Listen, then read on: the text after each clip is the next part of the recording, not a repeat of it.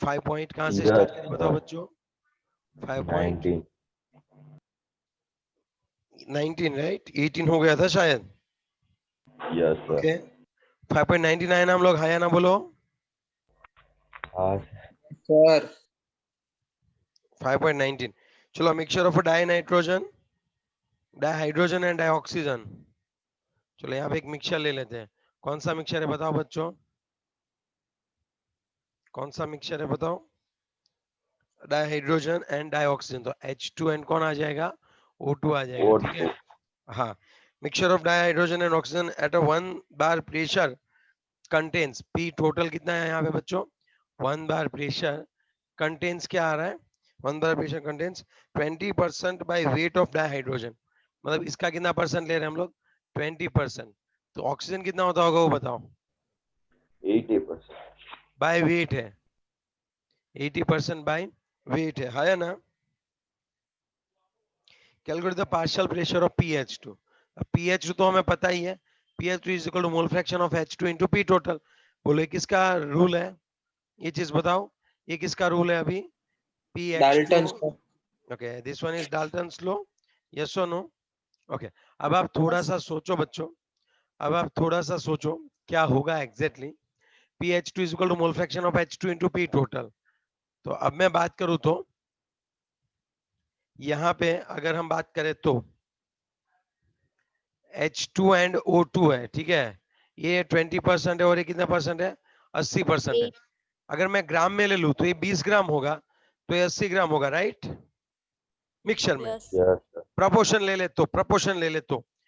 अब अगर मुझे मोल फ्रैक्शन ऑफ H2 ढूंढना है तो मुझे पता है कि मोल फ्रैक्शन ऑफ H2 क्या होता है बताओ?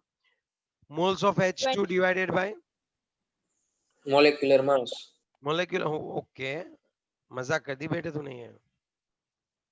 अब उसमें हम लोग देखते हैं कि अब यहाँ पे मोल कैसे ढूंढे जा सकते हैं. तो mole of H2 is equal to weight of H2 divided by molar mass. यहाँ पे वेट कितना है उसका? 20 बाय H2 है तो 2 आएगा. तो यहाँ पे 10 मोल आ जाएंगे. अब समझ रहे हो मेरी बात? यस जबकि NO2 कितना आएगा? तो NO2 W बाय M ही आएगा. यहाँ पे W कितना है? ऑक्सीजन का 80. 80 by 32. What will be the answer? Tell me. 2.5 2.5 mole. Okay अब देखो आपको चाहिए कौन सी चीज? आपको ढूंढना क्या है वो बताओ पूरे क्वेश्चन में? Partial pressure of dihydrogen. उसके लिए आप मोल फ्रैक्शन निकाल लो. पीटी तो दिया हुआ है. बताओ पीटी कितना दिया हुआ है? 1 bar. कितना? 1 बार दिया हुआ है ना. अब मोल Yes. Fraction of H2. अब आप बताओ मोल फ्रैक्शन ऑफ H2 का हमने फॉर्मूला भी लिखा ही है, देख सकते हो. NH2 बताओ NH2 कितना हुआ? 10 10 divided by 10 plus 2.5. What is the answer? Tell me. 0.8 bar 0.8 bar. Okay इसका 0.8 बार आंसर आ गया सीधा आपका. बार लिखूं यहाँ पे? मोल फ्रैक्शन के पीछे बार लिखूं मैं? बार नहीं आते मोस्ट. अरे भाई ये मोल फ्रैक्शन है, समझ क्यों नहीं रहे हो? अभी इसकी वैल्यू हम यहाँ पे पुट करेंगे. उतना ही आएगा PH2 is equal to 0.8 into 1 bar. तो बार यहां से आता है 0.8 बार. डायरेक्टली लिख दोगे और मुझे बोलोगे कि आंसर आ गया, तब भी गलत होगा आपका. समझ रहे हो बात? ये बार यहां से थोड़ी आता है, बार यहां से आता है P टोटल से. यहाँ तो मोल फ्रैक्शन है जो कि 0.8 है. ओके यस सर चलो. सर उसकी यूनिट हम क्या मोल लिख सकते हैं? किसका? मोल फ्रैक्शन की कि ऐसे ही रहने देना है? तू सोच तो. मैं भूल गया इसलिए तो आपको पूछ रहा हूँ अब इसमें भूलने नहीं वाला होगी. क्या है? सामने तो इक्वेशन है. इसमें भूलने वाली कौन सी चीज है? रट्टा मारता है क्या तू? नहीं तो इसका क्या यूनिट होता है? मोल. और इसका भी मोल ही यूनिट होता है. फिजिक्स में सबका पढ़ा तो होगा देखा ना. है. सेम यस हाँ सेम क्वांटिटी होता है, उसी का समेशन होता है. कहीं पे पढ़ा है ऐसा? पढ़ा है ना तो मोल बाय मोल कैंसल. तो नहीं ओ याद आ रहा है इसका मतलब क्या हुआ? गलत बात है ये. चलो मोल फ्रैक्शन है, उसका कोई यूनिट नहीं होता है बच्चों. सो यूनिटलेस. ओके और मोल फ्रैक्शन होता क्या है? Number of moles divided by total number of moles. Okay चलो 5 पॉइंट कौन सा लेते हैं? 5 पॉइंट कौन सा लेते हैं अभी? 20. 20. Okay, what is 5.20 क्या है बताओ? What would be the SI unit of PV square? T square by N.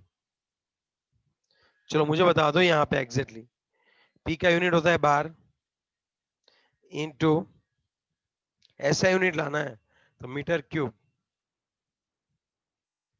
का square sir, sir metre cube का स्क्वायर होगा ना। मीटर क्यूब मतलब वॉल्यूम हुआ और उसका यहाँ पर स्क्वायर केल्विन का square divided by mole. Mole. अभी एक चीज है ना वो एसआई में नहीं है, बार बार यानी पास्कल न्यूटन पर मीटर स्क्वायर, समझ रहे हो बात? Yes, sir. अब न्यूटन पर मीटर स्क्वायर है तो चलो पहले बार का हम लोग एसआई में यूनिट में कन्वर्ट करते हैं। बार प्रेशर क्या होता है? Force by Force by area. area. और Area. फोर्स क्या होता है? फोर्स किसको बोलते हैं? मास into acceleration. Mass into Acceleration. Acceleration divided bye A. A. तो मैं ऐसा लिख सकता हूँ यूनिट के तौर पे अगर बात करें तो केजी पर KG into metre square by second divided by metre square, शायद मैं ऐसा लिख सकता हूँ। नहीं आएगा तो ऊपर। मीटर पर सेकंड स्क्वायर आएगा. मीटर पर सेकेंड स्क्वायर, हाँ हाँ, a is equal to v by second है ना, मीटर पर सेकेंड स्क्वायर आएगा, राइट? Yes, sir. तो यहाँ पे बचेगा केजी, यहाँ पे मीटर पर स्क्वायर आएगा तो यहाँ पे बचेगा KG into metre into second, यही बचेगा मेरे ख्याल से तो अभी। So Yes. second. Second square. हाँ second square, yes yes yes yes yes, यही बचेगा ना। Yes, sir. यस. इसको हम लोग यहाँ पे रखते हैं, चलो ऊपर वाले में। अब हम बात करते हैं यूनिट की टोटल। ओला ये क्या हो गया भाई, रुक जा, इतनी बड़ी साइज। चलो यूनिट में बताओ क्या है, यूनिट क्या है? बाहर की जगह क्या लिखो? केजी पर metre into second square into metre raise to 6, right, into kelvin square divided by mole. देखो तो कहीं गलती तो नहीं की? No, sir. नो. पक्का? इसका यूनिट हो जाएगा केजी, 1 मीटर कैंसिल हो जाएगा, metre raise to 5 kelvin square divided by second square into mole. तब तो यही फाइनल आंसर मिला आपका, है ना? Yes. Yes, sir. Yes sir.